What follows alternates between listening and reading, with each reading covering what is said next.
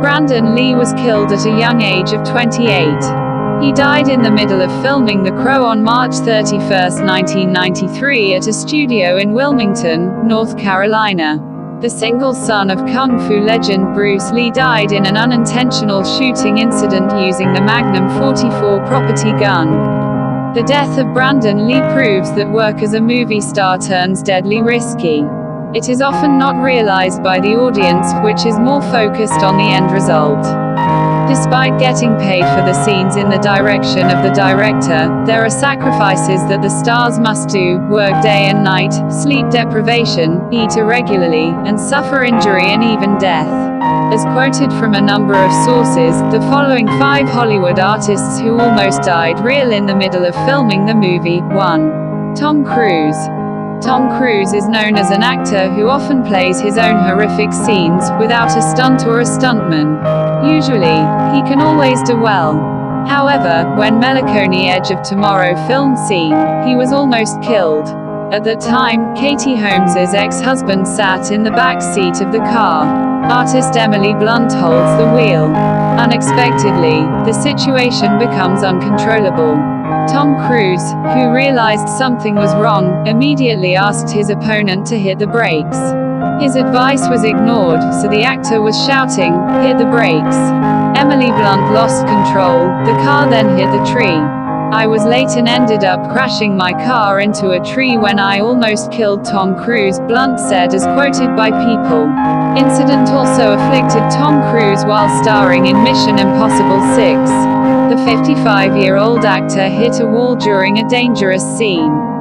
2. Halle Berry. One night in 2012, leading Hollywood artist Halle Berry was rushed to Cedars-Sinai Hospital in Los Angeles. Gara Garania, his head hit the concrete in the middle of shooting the movie The Call.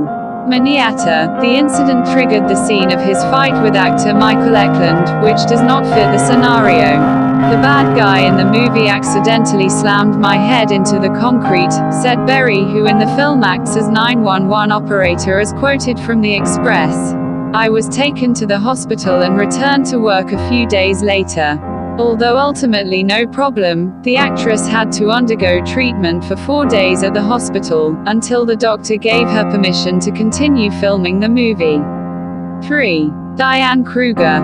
Beautiful artist Diane Kruger nearly died amid shooting for the Inglourious Basterds movie. She was strangled by her opponent. In a scene, Quentin Tarantino is depicted to strangle Kruger. Because he wants the scene to look like a real one, the actor is serious about doing it. Diane Kruger fainted and nearly died of shortness of breath. In the film, the German artist plays the character of Brigitte von Hammersmark, an American spy in disguise in the hope of killing the Nazi leader. Inglourious Basterds received high ratings, but audiences who were stunned by the story were unaware the main character was almost killed while performing. "When you watch the film, my real hand is in the neck of Diane Kruger and strangle it," Quentin Tarantino said, as quoted by Express. 4. Isla Fisher. The movie Now You See Me is a mystery genre film, about a group of magicians who intend to rob a bank in the middle of a show. In a scene, artist Isla Fisher is seen in a chain-bound condition inside a large tank full of water. According to the scenario, he should be able to escape, but the bad thing happens because the chains that bind him jam and cannot be released. The film crew considered Isla Fisher diving the scene very well. Her acting is very convincing. What they did not realize was that the artist was really stuck and almost drowned. Fortunately, Fisher's reflexes saved his life. He managed to get down to the bottom of the tank and hit the quick release button, which ultimately saved his own life. "When I was convinced that I could not get up, I signaled to him, 'Crew,' when I was out of oxygen," he said, as quoted by the Daily Mail. 5. George Clooney. George Clooney starred in many films that boosted his name as a top star. However, for him, nothing is more challenging than Syriana. One day, while filming the film in 2005, he had a terrible accident that caused his back to be broken and his head injured. He then rushed to the hospital and received treatment for a long time. Although doctors gave painkillers and tried to make him feel comfortable, George Clooney admitted to suffering, even thinking of suicide to end the pain. However, as quoted from The Richest, finally he got through it and healed completely. For Amal Clooney's husband, that was the lowest point in his life.